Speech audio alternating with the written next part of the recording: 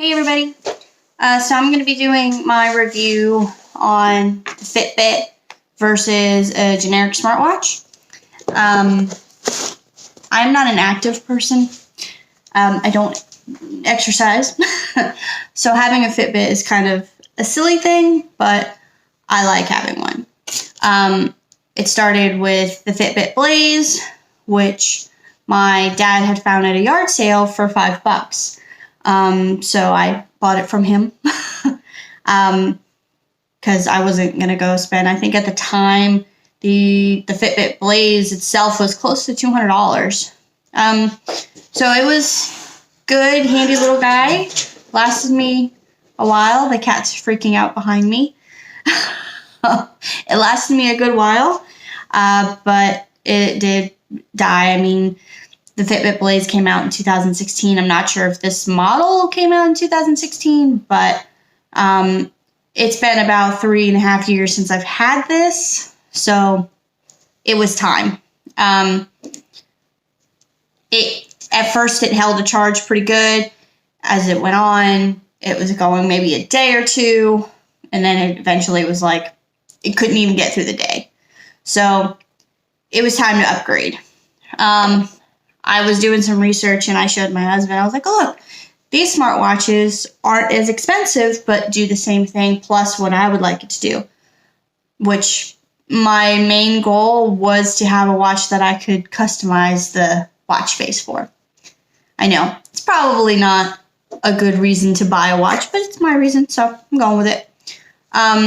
So I found a couple of them and he says, okay, well, let's wait for Christmas. So Christmas time came and I didn't get a watch and I was in a bad mood, so I decided to go ahead and buy myself one. So I bought this fitness tracker. I'll put the link in the description if anybody cares to check it out. It's not a bad watch at all. It was a little under $40 to get this one. Couple things about this watch that I like. It's definitely customizable. As you can see, I've got my baby girl there. You could change the color of the font and all that. And they've got tons and tons and tons of backgrounds. You just have to go to the app that is associated with this and you can customize it. So that was pretty cool. The one thing I did not like about it, well, there's a couple of things I didn't like about it. I like to check my heart rate, and with the Fitbit Blaze, it automatically just went through and told you what was going on. This just died.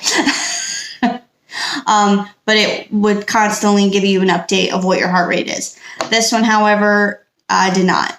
You had to actually go into the part where it would measure it. And run a measurement that way. So again, not a bad thing, just not something that I cared for. And then also with this one, you can receive text messages, but you can't respond to them, which I didn't think was important until I got my new watch, which we'll get to that. But you did see it, and compared from the Blaze to this, the way the text would show up was kind of, seemed like an amateur did it kind of a thing. I don't know if that makes sense. It wasn't pretty. I mean, it got the words across, but if there was any sort of emojis, it looked like ancient Greek symbols or something. So that was kind of like, eh. But the battery life on this thing, up until 2 seconds ago, it lasts for weeks. As I was using it, I got maybe a week and a half without having to charge it. And standby mode, it lasted about 3 weeks. So definitely good on the battery life. So, and also the charger is kind of a magnet situation. So that was kind of cool, because with the Blaze, you had to take it out of its band all the time, which was annoying to me. But this one, it just snaps on the back of the charger, and the charger just plugs into the port. So yeah, the other thing that I didn't care for this one so much is the bands. I love this color, but it gets dirty and yucky quick. I mean, I just got this one at the end of December, and it's already looking like I've worn this for 3 years.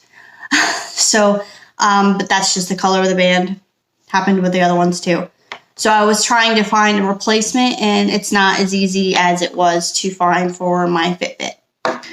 So this is a good little smartwatch. I recommend this if you haven't had an Apple Watch or a Fitbit.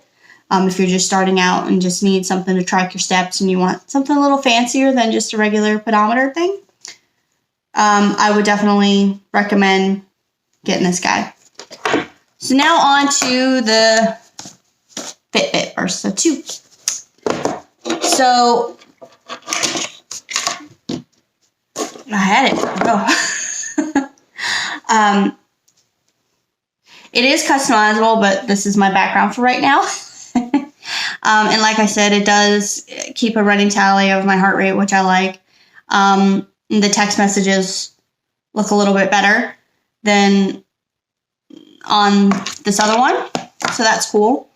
And then the really cool thing about the text messages on this one is you can respond, and it's not just a few little responses that are automatic. You can actually talk. So I'm going to go ahead and respond to my friend Desi. Good morning. And it'll tell you what you said. And then you just hit send, and it sends that message. So that's pretty cool. So it also shows you other notifications that you might have. So I like that a lot. And there's just a lot more that you can do with this and on the app than you could with the other one. Also, the charging dock is all over the place. It's definitely a little bit more sturdier than just the magnet. It's got a little clippy clip, so I don't feel like it's gonna fall out as easily as the other smartwatch. So the battery life on this isn't that great.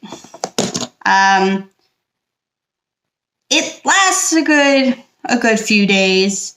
Right now it's on 64%, and that's only been 2 days.